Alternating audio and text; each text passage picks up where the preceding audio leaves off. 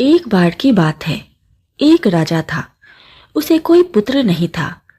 राजा बहुत दिनों से पुत्र की प्राप्ति के लिए आशा लगाए बैठा था, लेकिन पुत्र की प्राप्ति नहीं हुई।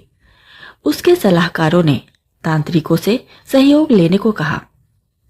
तांत्रिकों की तरफ से राजा को सुझाव मिला कि यदि किसी बच्चे की बलि दे दी जाए तो राजा को पुत्र की प्राप्ति हो सकती है। राजा ने राज्य में ढिंढोरा पिटवाया कि जो अपना बच्चा बलि चढ़ाने के लिए राजा को देगा, उसे राजा की तरफ से बहुत सारा धन दिया जाएगा। एक परिवार में कई बच्चे थे, गरीबी भी बहुत थी। एक ऐसा बच्चा भी था जो ईश्वर पर आस्था रखता था तथा संतों के सत्संग में अधिक समय देता था। राजा की मुनादी सुनकर परिवार को लगा कि क्यों ना इसे राजा को दे दिया जाए, क्योंकि ये निकम्मा है, कुछ काम धाम भी नहीं करता है और हमारे किसी काम का भी नहीं है, और इसे देने पर राजा प्रसन्न होकर हमें बहुत सारा धन देगा। ऐसा ही किया गया। बच्चा राजा को दे दिया गया। राजा ने बच्चे के बदले उसके परिवार को काफी धन दिया। राजा के तांत्रिकों द्वारा बच्चे की बलि देने की तैयारी हो गई। राजा को भी बुला लिया गया। बच्चे से पूछा गया कि तुम्हारी आखिरी इच्छा क्या है। ये बात राजा ने बच्चे से पूछी और तांत्रिकों ने भी पूछी। बच्चे ने कहा कि मेरे लिए रेत मंगा दी जाए। राजा ने कहा बच्चे की इच्छा पूरी की जाए, अतः रेत मंगाया गया। बच्चे ने रेत से 4 ढेर बनाए। एक एक करके बच्चे ने 3 रेत के ढेरों को तोड़ दिया और चौथे के सामने हाथ जोड़कर बैठ गया और उसने राजा से कहा कि अब जो करना है आप लोग कर लें। यह सब देखकर तांत्रिक डर गए और उन्होंने बच्चे से पूछा, पहले तुम यह बताओ कि ये तुमने क्या किया है।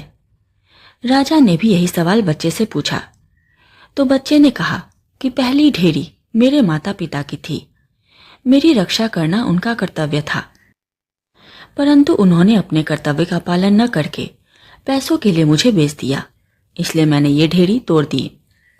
दूसरी ढेरी मेरे सगे संबंधियों की थी, परंतु उन्होंने भी मेरे माता पिता को नहीं समझाया, अतः मैंने दूसरी ढेरी भी तोड़ दिया।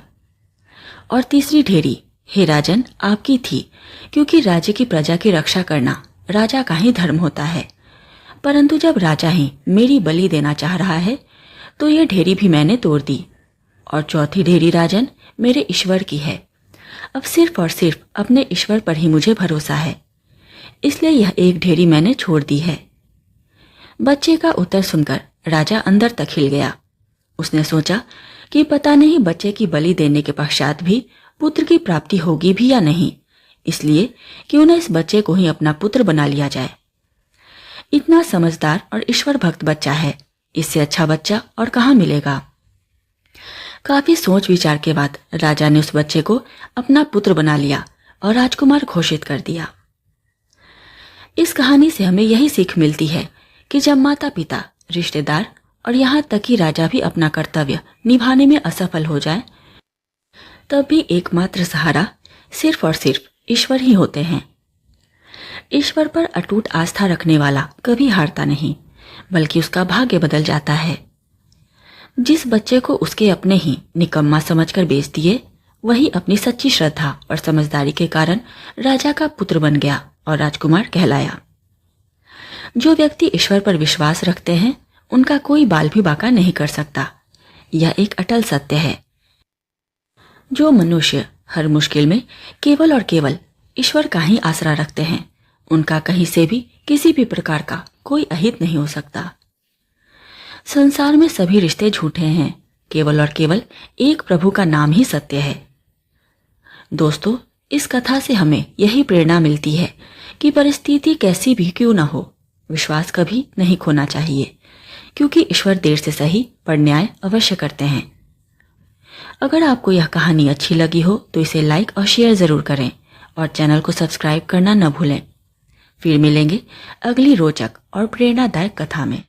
तब तक के लिए धन्यवाद।